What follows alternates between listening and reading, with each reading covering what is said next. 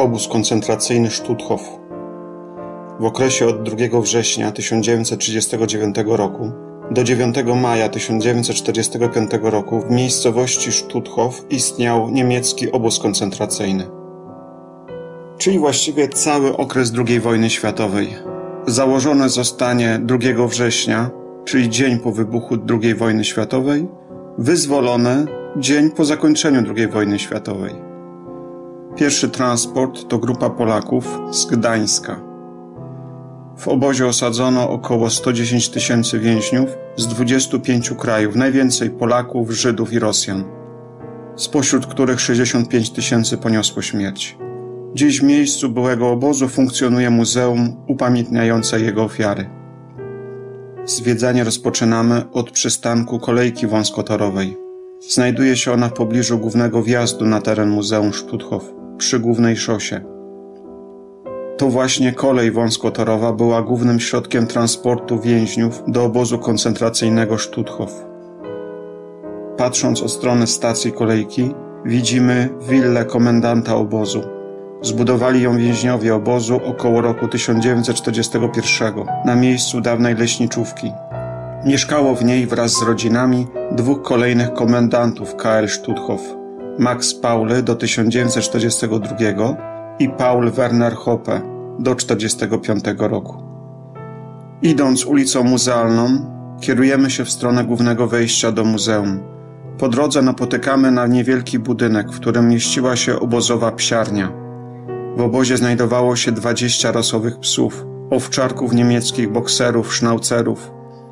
Były wykorzystane jako psy ochronne i tropiące. Najlżejszy pies ważył więcej niż zagłodzony więzień, 26 kg. Stoimy przed bramą główną. Bezpośrednio za nią rozciąga się murowana zabudowa części administracyjnej KL Stutthof. Wartownia SS usytuowana była przy głównym wejściu do obozu. Na tym posterunku kontrolowano każde wejście i wyjście. Jednorazowo w KL Stutthof służbę pełniło około 1110 członków Waffen-SS. Obóz zajmował w 1944 powierzchnię 120 hektarów. Aktualny obszar muzeum zajmuje dziś 20 hektarów. Kolejnym obiektem jest komendantura. Zbudowano ją na przełomie 40 i 41 roku na miejscu domu wypoczynkowego oraz domu starców. Na parterze budynku znajdowała się kuchnia dla SS, kasyno i kantyna dla szeregowych SS-manów. Przechodząc dalej, znajdujemy się w pobliżu głównej bramy obozowej. Mijamy barak, który pełni przez część okresu istnienia obozu rolę kantyny dla więźniów. Nieliczni więźniowie w nagrodę mogli kupić znaczki, papier do pisania listów, pastę do zębów czy niektóre artykuły żywnościowe. W pierwszym pomieszczeniu obecnie umieszczono pozostałości z około 500 000 par obuwia odebranego więźniom przybyłym do obozu. W drugim pomieszczeniu znajduje się wystawa Błogosławieni męczennicy obozu w Stutthowie. Wystawa zawiera pamiątki, relacje o więźniach, osobach duchownych, księżach Bogusławie Komorowskim, Franciszku Rogaczewskim, Marianie Góreckim, Władysławie Dębskim, siostrze Julii Stanisławie Rodzińskiej i wielu innych, którzy zginęli za krzewienie wiary i polskiego patriotyzmu. W 1990 roku zostali wyniesieni na ołtarze jako błogosławieni przez papieża Jana Pawła II. Kolejny budynek to pozostałość części biur obozowej administracji. Tu dokonywano rejestracji nowych więźniów, które poprzedzało wielogodzinne stanie pod barakiem bez względu na warunki atmosferyczne i oczekiwanie na przyjęcie do biura. Jednym ze sposobów powitania w obozie było wymierzenie 25 uderzeń batem na specjalnym stołku zwanym kozłem. 6 pomieszczeń baraku zajmowały specjalne cele zwane bunkrami. Kara bunkra była wymierzana za złamanie regulaminu obozowego, np. próbę ucieczki, szmugiel żywności, palenie podczas pracy czy lenistwo. Polegała na przetrzymywaniu więźnia o chlebie i wodzie w tym ciasnym pomieszczeniu przez kilka, nawet kilkanaście dni. Dla wielu z nich pobyt w bunkrze kończył się śmiercią. Stoimy teraz przed bramą śmierci. Stojąc przed nią, kolumna nowo przybyłych więźniów oczekiwała na przyjęcie do obozu. Po przemowie jednego z oficerów SS odbierano im rzeczy osobiste, przeprowadzano upokarzające badania lekarskie, kąpiel połączoną z dezynfekcją. Bramę obozu przekroczyło około 110 000 więźniów. Większość z nich, około 65 000, nigdy już nie wyszło na wolność. Po drodze mijamy pozostałości dawnej kuchni obozowej. Znajdujemy się teraz przy bloku numer 8 i 8A. Tu nowo przybyli więźniowie Zugang odbywali tzw. kwarantannę. Przez okres trwający do 1 miesiąca zapoznawali się z warunkami i regulaminem obozowym. Uczyli się musztry obozowej, maszerowania, wymawiania własnego numeru i komend w języku niemieckim.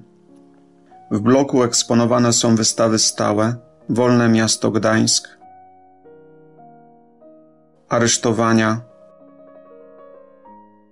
powstanie i pierwszy okres istnienia obozu w Stutthowie, władze i załoga SS, etapy rozbudowy obozu.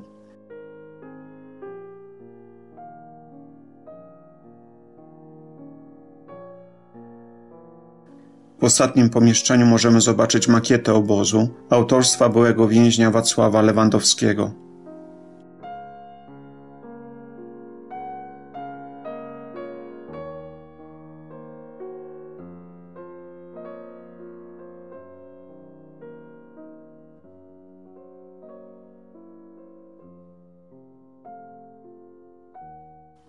Po wyjściu z baraku kierujemy się w stronę tzw. bloku kobiecego. Pierwsze kobiety przybyły do Stutthofu w czerwcu 1940 roku. W baraku znajdują się wystawy ukazujące warunki, w jakim egzystowali więźniowie. W jednym z pomieszczeń warto zwrócić uwagę na kolumnę pośrodku izby z wyrytymi przez przybywające w niej więźniarki numerami obozowymi i datami osadzenia w Stutthofie. W pomieszczeniach w środku zabudowań starego obozu funkcjonowały warsztaty rzemieślnicze, pracujące głównie na potrzeby obozu. Warsztaty krawiecki, szewski, blacharski, elektryczny, ślusarski, kowalski, stolarski czy tapicersko-malarski. Z biegiem czasu zakres prowadzonych prac został rozszerzony. Pracowano nie tylko na potrzeby samego obozu, ale również na rzecz niemieckiego przemysłu zbrojeniowego. Specjalna grupa więźniów, tzw. Totenkommando, przenosiła do kostnicy zwłoki tych więźniów, którzy zmarli w ciągu dnia w szpitalu czy na terenie obozu. Tu znajdowała się kostnica, tzw. Totenkammer.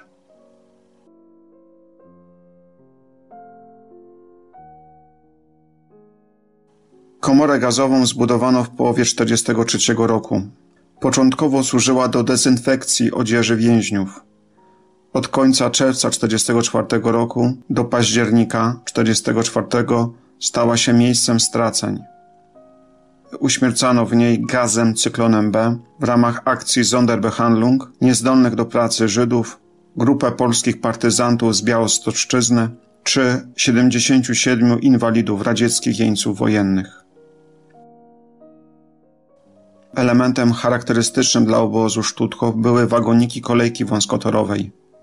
Służyły zarówno do przewożenia więźniów do obozu, ale też do transportu materiałów budowlanych oraz innych wykorzystywanych do produkcji w pobliskich warsztatach obozowych.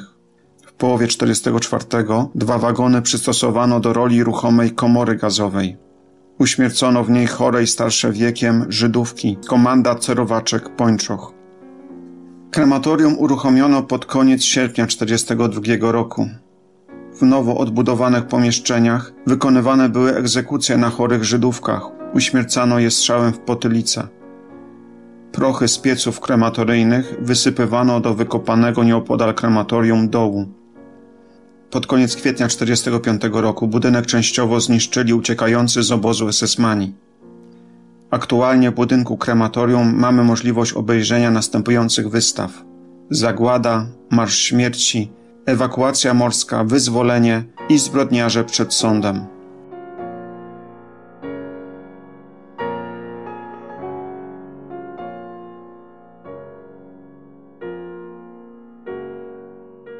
Przy wejściu do krematorium usytuowany jest drewniany krzyż postawiony w roku 1945 przez byłych więźniów obozu. Było to pierwsze upamiętnienie ofiar obozu, przy którym odbywały się uroczystości rocznicowe. Za komorą gazową widzimy inny element religijny – gwiazdę Dawida. Oba symbole identyfikują większość ofiar obozu. Opuszczając krematorium tylnym wyjściem widzimy szubienicę. Na szubienicy obozowej wykonywano wyroki śmierci, które chciano ukryć przed pozostałymi więźniami. Gestapo w Gdańsku przesyłało do władz obozowych informację dotyczącą zasądzonego wyroku śmierci na więźniu. Po egzekucji zwłoki przenoszone były do krematorium i spalane. Nie udało się ustalić dokładnej liczby ofiar straconych na szubienicy. Jeśli ludzie zamilkną, głazy wołać będą. Słowa te są jedną z kilku inskrypcji umieszczonych na cokole pomnika ku czci pomordowanych. Twórcą pomnika jest Victor Tolkien. Monument odsłonięto 12 maja 1968 roku. Część pozioma o długości 48 metrów symbolizuje męczeństwo. Znajduje się w niej relikwiarz z prochami więźniów ze stosu całopalnego. Część pionowa, 11-metrowa, symbolizuje opór, chęć przetrwania i wolę zwycięstwa. Po prawej stronie widać pozostałości niemieckich zakładów wyposażeniowych. Jest to kompleks 3 hal fabrycznych, gdzie pracowali więźniowie. Produkowali m.in. części do samolotu myśliwskiego. W innej hali grupa więźniów zajmowała się produkcją i montażem części motorów, maszyn, urządzeń do wyposażenia okrętów podwodnych dla Kriegsmarine. Po prawej stronie mijamy teren nowego obozu. Planowano w przyszłości, że obóz pomieści co najmniej 100 000 więźniów. Do takiego wielkiego powiększenia obozu nie doszło z powodu zbliżającego się frontu wschodniego. Jednak w latach 1942-1943 wybudowano część składającą się z 30 baraków, mogących pomieścić 10 000 więźniów. Ogrodnictwo obozowe powstało w 1940 roku. Początkowo składało się z niewielkiej oranżerii, a potem powiększono je o 3 duże cieplarnie. Wyhodowane warzywa i owoce przeznaczone były dla kuchni SS, a kwiaty z oranżerii sprzedawano w Gdańsku i pobliskich miejscowościach. Cały teren obozu otoczony był podwójnym ogrodzeniem z drutu kolczastego. Zewnętrzny rząd drutów podłączony był do źródła wysokiego napięcia. Pomiędzy drutami w kilkudziesięciometrowych odstępach umiejscowiono wieże wartownicze. Łącznie na terenie obozu znajdowało się 25 wież wartowniczych. Na każdej z nich straż pełniła 2-osobowa załoga z bronią maszynową. Obóz żydowski Judenlager powstał pod koniec czerwca 1944 roku jako obóz numer 3. Przeznaczony został dla około 16 000 Żydówek. Zajmował 10 baraków. W 2 pod koniec września 1944 roku umieszczono 40 łączniczek Armii Krajowej z Powstania Warszawskiego. Obóz żydowski ogarnięty epidemią tyfusu przestał istnieć pod koniec kwietnia 1945 roku, kiedy to baraki zostały spalone przez uciekających z obozu SS-manów. Na przełomie roku 1944 i 1945 podczas epidemii tyfusu plamistego, jaka wybuchła w obozie, powstały 3 polowe krematoria, tak zwane stosy całopalne. Wielką ciężarówką wywożono trupy z obozu na wielki plac poza drutami.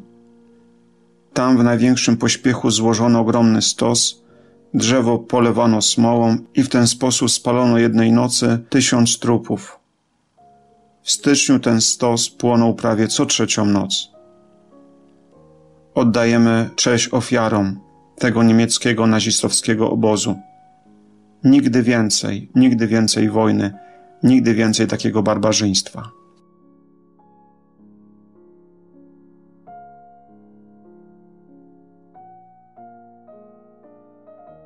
Zapraszamy do subskrypcji naszego historycznego kanału. Kliknij na czarną ikonkę Pro Patria Poland Team i subskrybuj. Dziękujemy i do zobaczenia.